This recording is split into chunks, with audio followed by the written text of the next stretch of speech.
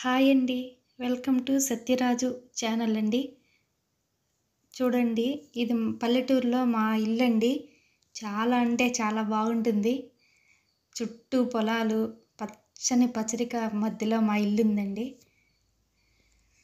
చూశారు కదా ఫ్రెండ్స్, జామ చెట్లు, పూల చెట్లు అన్నీ ఉంటాయండి.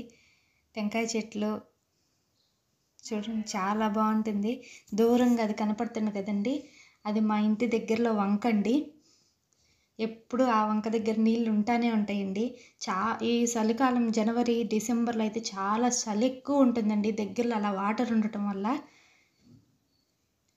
చూడండి, చాలా పచ్చగా, ఎట్లయినా పల్లెటూరు వాతావరణమే పల్లెటూరు కదండి.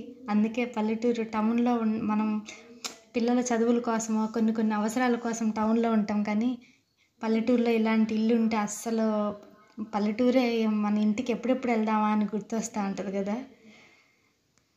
చూడండి, మా బయట గేట్ కాడ మా పిల్లలంతా ఆడుకుంటా ఉన్నారు. ఇది మా మిద్దెపై నుంచి వీడియో తీస్తూ ఉన్నానండి. గాలి చూశారు కదా, చెట్లు ఎలా ఊగుతా ఉన్నాయో. చాలా అంటే చాలా బాగా గాలి తోలుతా ఉంది.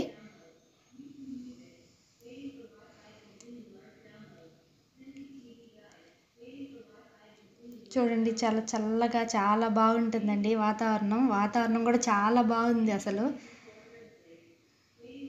చూడండి, జామ చెట్లు అయితే చాలా ఉన్నాయండి. అప్పుడు ఇంకా 6-7 జామ చెట్లు ఉండేటివి.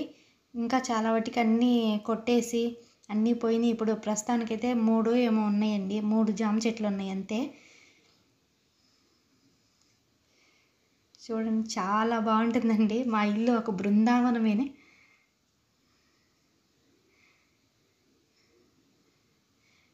చూడండి, చుట్టూ పొలాలు ఉంటాయి. మా మధ్యలో ఇల్లు ఒక్కటేనండి, చుట్టూ పొలాలు ఉంటాయి.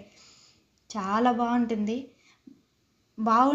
అందులోనూ ఇట్లా ఇట్లా చుట్టూ పొలాలు, ఇట్లా ఇల్లు ఉంటే కొన్ని మైనస్లు కూడా ఉంటాయండి.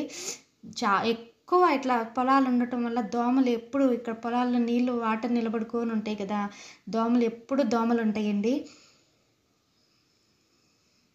చూడండి, మా ఆయనండి మిద్దె పైన దోమతార కట్టుకుంటాడు. ఇంట్లో అయితే అస్సలు పడుకోరండి. పల్లెకి వెళ్తే ఎప్పుడు మిద్దె పైన పడుకోవాలి. ఆ చల్లటి గాలికి, ఆ వాతావరణం. మేము వర్షం పడినా దిగడండి మా ఆయన అయితే కిందికి. చూడండి, దోమతార కనుక కట్టుకోకుండా పడుకుంటే దోమలు ఆ పొలంలోకి మనల్ని కూడా ఎత్తుకొని పోతాయి. చాలా బాగుంది కదండి. చుట్టూ అలా పొద్దున్నే నిద్ర లేస్తానే అలా మిద్దెపై నించొని ఆ చుట్టూ పొలాలు అవి చూసి, మా పొద్దున్నే లేస్తానే అలా చూస్తా అంటే చాలా బాగుంటుందండి మనసుకి.